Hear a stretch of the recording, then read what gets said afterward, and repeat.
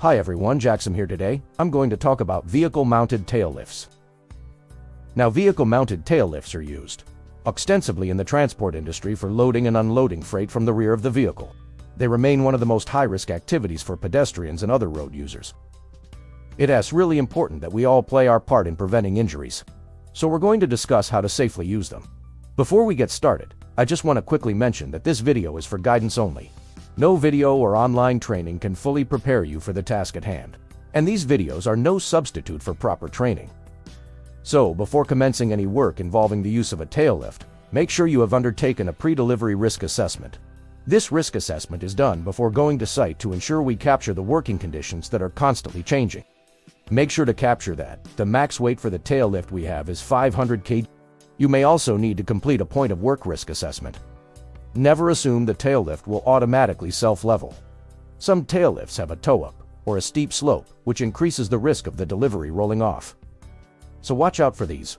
Check that the tail will be on a firm level and solid surface when in use. If this cannot be avoided, then extra precautions must be assessed, and if appropriate, recorded in the P.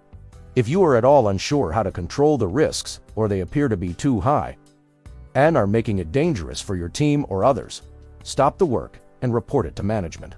So if you're going to be working in the rear of the vehicle, you must ensure that you know how to activate the controls. This is done by activating the isolation switch within the cab. This will activate or deactivate the controls on the outside or the load area of the vehicle. Then ensure when deploying the tail lift that it can be lowered fully onto a flat and level area to allow safe loading. Lift the safety latch and lower the tailgate to the horizontal position. Then use the up and down controls to lower the tailgate. When lowered halfway, this can assist in opening the roller shutter door and allow access to the rear of the vehicle.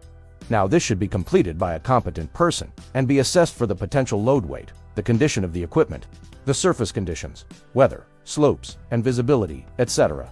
This can be captured in the point of work risk assessment. When on or off the tail lift, you must be cautious and not undertake loading or unloading on a sloped or misaligned tail lift. Once you've finished operating from the rear of the vehicle, you can return the switch to external controls. Always put safety first, every delivery, every time, and if in doubt, stop work and escalate your concerns. Once you're ready to close the tail lift, ensure that the roller shutter is closed and the approved padlocks are attached, securing the rear of the vehicle. Then, using the controls, raise the tailgate so it is level with the controls. Raise the tailgate into its vertical position and ensure the safety latch is engaged. Raise the tail lift into its fully upright position. So when the tail lift has been placed into the stowed position, again, check that the safety latch is engaged and the tail lift is secure. So as you can see, proper training, equipment, communication, and risk assessment are all essential to prevent injuries. Always ask the following: is it safe to park here? Is the ground flat and level?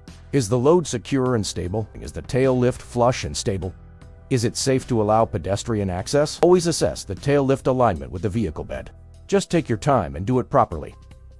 Don't just take the driver's word for it. Check and make sure. Once you've satisfied yourself that it's safe to proceed, you now activate the controls, as mentioned before. If any of these answers are no, then stop and report your concerns immediately. Be aware that when working in the rear of the vehicle and on the tail lift, there is a risk of falls from height of persons and loads.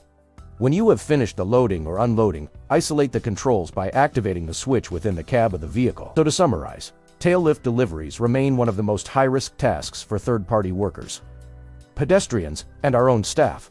Thanks for watching. I hope you found this video useful, and remember to stay safe out there.